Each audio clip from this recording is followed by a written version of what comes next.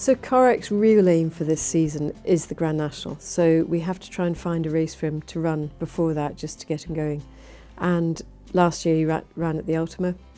He might have an entry for the Ultima again this year, but really I think his owners are quite keen to go for the Gold Cup. He could win the Gold Cup, but I think we're really using it as a prep race to get ready for the Aintree Grand National. So if he was placed in the Gold Cup, we'd be delighted. I mean, frankly, anything that he does just delights us, as long as he comes home safe. That's the important thing, and if we can get him just right for the National in April, then that would be fantastic. So Hoyce and Muir, we've got, again, we're keeping our options open with him. I suppose really his main aim is the Cheltenham Gold Cup, and that's what we really want to go for, but we've had to be a little bit flexible that this autumn he hasn't run quite so well, and I think he's had excuses. I think he's had a sore heel, and he wasn't just quite right for Newbury. We have put him in other races as well. He's in the Ryanair, that's only over 2 mile 4. Really, I do think in my heart of hearts that he's a sort of horse that could run exceedingly well in the Gold Cup.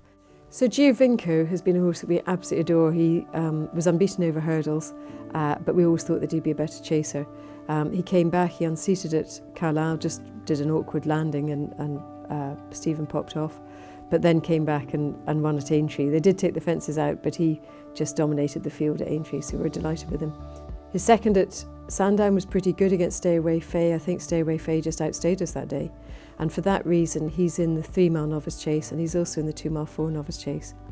We then kind of messed up a bit. We went to Kempton, and I think it was just too soon for him. And he came up against a very good, relentless galloper.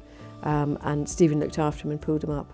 But look, he goes to Cheltenham. He will have him prepped perfectly for Cheltenham. I don't know, we might run him before then. He could run before then, but whatever, he's got his 2 options there, either 2.5 miles or 3 miles. So she's been fantastic, and because I really think that she can run a really big race at the spring festivals, I'm probably not going to run her before Cheltenham. She's got 2 entries already, and she'll have a third, so she's already in the 3 mile Brown Advisory, she's in the 3.5 mile National Hunt Chase, both of those novice chases, and I'm also going to pop her in the Ultima Chase. This is a race that we won with Corach last year and the year before.